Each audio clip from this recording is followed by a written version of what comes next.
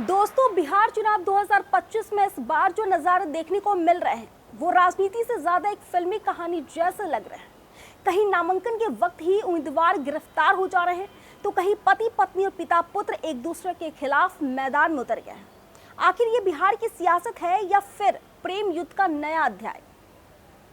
आइए जानते हैं पूरी कहानी।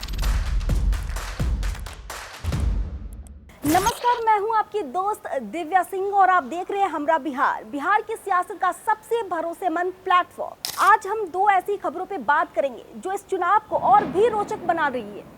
पहली बात, जहानाबाद से आजाद समाज पार्टी के उम्मीदवार मोहम्मद कलामुद्दीन की गिरफ्तारी और उनका नामांकन रद्द होने की कहानी, और दूसरी मोतिहारी और चिरैया से चल रहे प्रेम युद्ध यानी पति पत्नी पिता पुत्र के सामने सामने उतरने वाली दिलचस्प टक्कर। जहानाबाद विधानसभा सीट से मोहम्मद कलामुद्दीन जो आजाद समाज पार्टी के उम्मीदवार थे, उनके साथ हुआ कुछ ऐसा जिसने पूरे इलाकों को हिला दिया।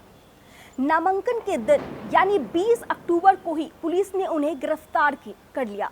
मामला था हत्या के प्रयास का। गिरफ्तारी के बाद उनकी तबीयत बिगड़ गई। पहले उन्हें सदर अस्पताल ले जाया गया और फिर पटना के पीएमसीएच रेफर कर दिया गया। वहीं अगले दिन जब स्क्रूटनी हुई तो पता चला कि उनके नामांकन पत्र में त्रुटियां थी और इलेक्शन कमीशन ने उनका पर्चा रद्द कर दिया था। यानी कलामुद्दीन न जेल से बाहर आ पाए और न ही चुनाव मैदान में उतर पाए। वहीं एक तरफ गिरफ्तारी, दूसरी तरफ नामांकन रद्द। इस राजनीतिक झटके ने उनके समर्थकों को सकते में डाल दिया। जहानाबाद सीट पर कुल 23 उम्मीदवारों ने पर्चा भरा था, जिनमें से 10 के नामांकन रद्द हो गए। अब केवल 13 उम्मीदवार मैदान में हैं। अब चलते हैं बिहार की राजनीति के सबसे दिलचस्प चुनावी मैदान मोतिहारी और चिरैया की ओर। यहाँ सियासत प्रेम के रंगों में रंगी हुई है। मोतिहारी से राष्ट्रीय जनता दल यानी आरजेडी के उम्मीदवार है देवा गुप्ता, और सोचिए उन्हीं के खिलाफ निर्दलीय उम्मीदवार के रूप में मैदान में है उनकी पत्नी प्रीति कुमारी। प्रीति कुमारी वर्तमान में मोतिहारी नगर निगम की महापौर है। दोनों के बीच रिश्ता मधुर बताया जा रहा है, लेकिन राजनीति के इस प्रेम युद्ध ने इलाके में चर्चा छेड़ दी है। लोग कह रहे हैं कि ये बगावत नहीं है बल्कि रणनीति भी हो सकती है।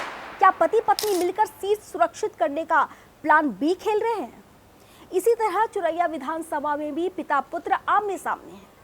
आरजेडी से पूर्व विधायक लक्ष्मी नारायण यादव मैदान में हैं और उनके बेटे लालू प्रसाद यादव ने निर्दलीय प्रत्याशी के रूप में पर्चा भरा है। अब सवाल ये है कि ये प्रेम युद्ध असली है या रणनीतिक खेल?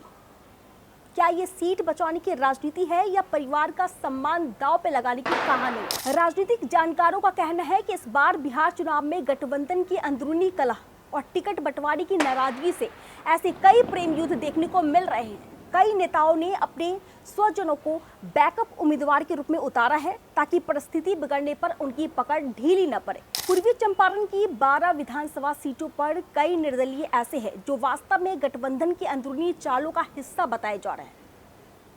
तो दोस्तों, बिहार की ये चुनावी कहानी सिर्फ सत्ता की लड़ाई नहीं है, ये रिश्तों, रणनीति और राजनीति के संगम की मिसाल है।